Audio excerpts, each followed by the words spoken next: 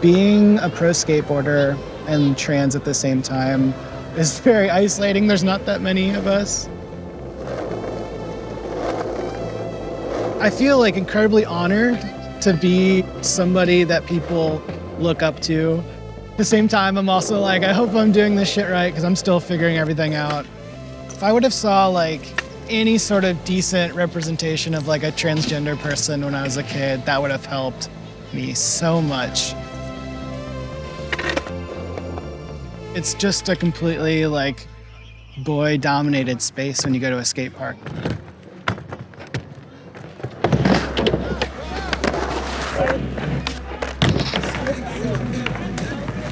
You just hear shit at the park, and like even from your friends, just like people making like homophobic comments. There was no way I was going to discover myself in that environment. I kind of had to leave it and stop skating for a couple of years.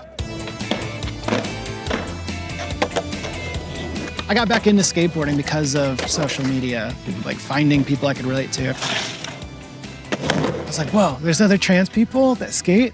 Film me, I'm talking about crazy stuff. Eventually, like everybody just became my friend in real life, so it's like a dream come true, I guess. The queer skate community means everything to me because without it, I wouldn't have gotten back into skateboarding. Now I'm pro, so people will either recognize me or I can skate good enough that like they won't fuck with me.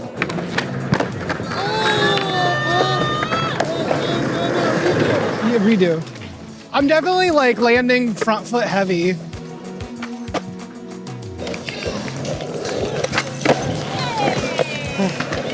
I guess my foot still works. I stay in my bubble in and outside of skateboarding, so luckily I feel welcome and safe. Anytime like I get like a shitty message or a comment, like I kind of want to get rid of stuff. Like I don't want to be this person in the limelight, but there's other people looking at me and finding something good and finding representation. That's awesome.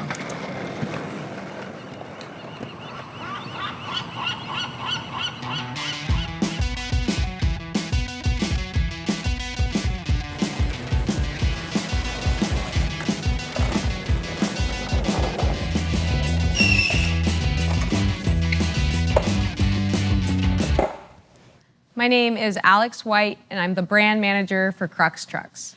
Being a female pro skateboarder in the early 2000s was just being a subculture within a subculture.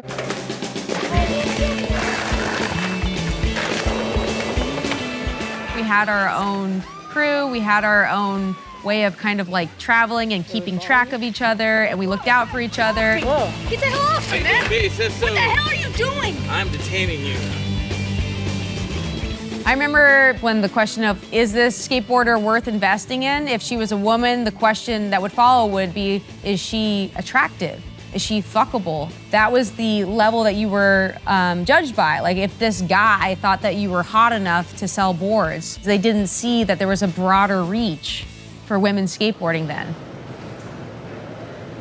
So right now we're in the warehouse. It's nice in the winter when it gets all cold. You come in here. It always smells like ink.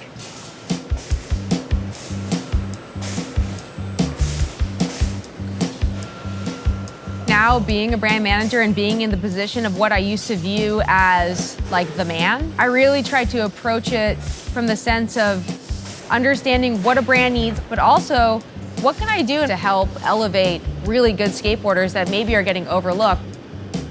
But it's almost funny, you can see like two different eras of Crux marketing. There's a girl on a skateboard and a girl on a skateboard, right? Same thing. I can really make a unique team that has never been seen before in skateboarding that will resonate with the next generation of skaters. And it was a little bit of a gamble with Marby Miller. We don't know if every little boy in Nebraska is gonna want Marby Miller trucks. When we presented this new line of apparel and these trucks to foreign distributors and to buyers for major mall stores, they bought into it. Let's go down a packed aisle. It's one of the highest selling pre-sale trucks we've ever had in the history of the brand. Okay, we're in Marby land. Marby, Marby, Marby, Marby, Marby, Marby, Marby, Marby, Marby, Marby. Marby, extra large sweatshirts. It's not only a good choice to make for inclusivity, it's a good business opportunity. I have the new Marbies. This is Marby's Pro Model truck. At the very ground level, at a display case in a shop, you have a new level of representation and a new kind of person inside that glass case that has never been there before.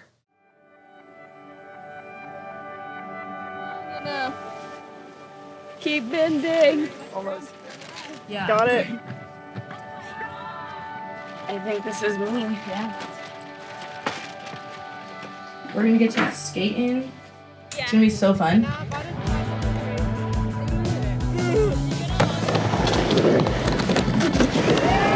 We're here at our first ever Skate Like a Girl women and/or trans adult skate retreat, and for the first time ever, we're here together in nature, unplugged, really getting to live out this utopian world where not only do we get to skate, but we get to feel empowered regardless of ability level, age, gender.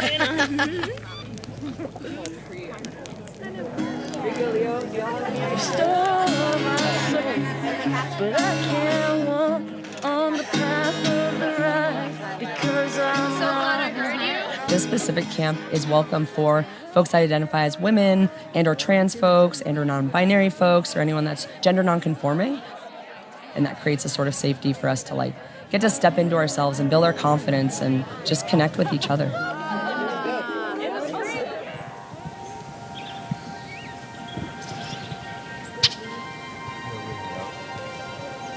Now what I'm gonna have you do is just bend the knee that's over the board, okay?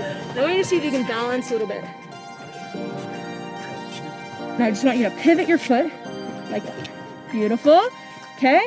And what I would like you to do... There's nothing that can replace the feeling of cruising on four wheels. There's just something special about it. It's so simple, right?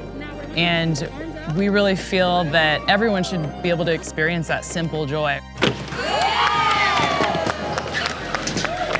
But anytime you have a subculture that has a dominant identity, it's automatically like a mental barrier for others who aren't part of that dominant identity to join in.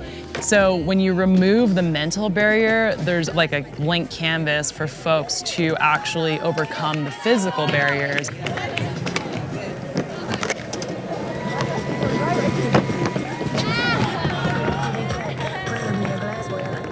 Where can you fall on your ass and people are like, yeah, congratulations. I'm like, oh, thanks.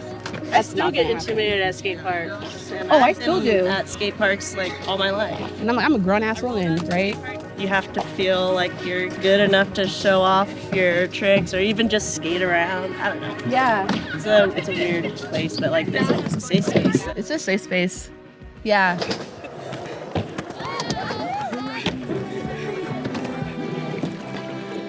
People are ready to kind of push their limits and progress and get to enjoy that sort of part of skating. You fail 1,000 times and you succeed and you get to take that home.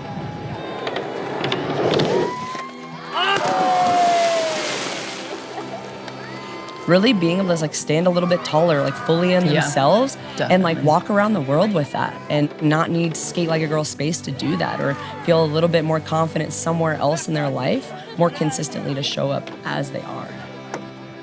We say we want to end our jobs because in the perfect world, you don't need a program or a space. You could just show up to a skate space, or you know so many people around you that will invite you in that you don't need as much of a structure. We're working towards that. We're getting close. This is our legacy that we're leaving behind.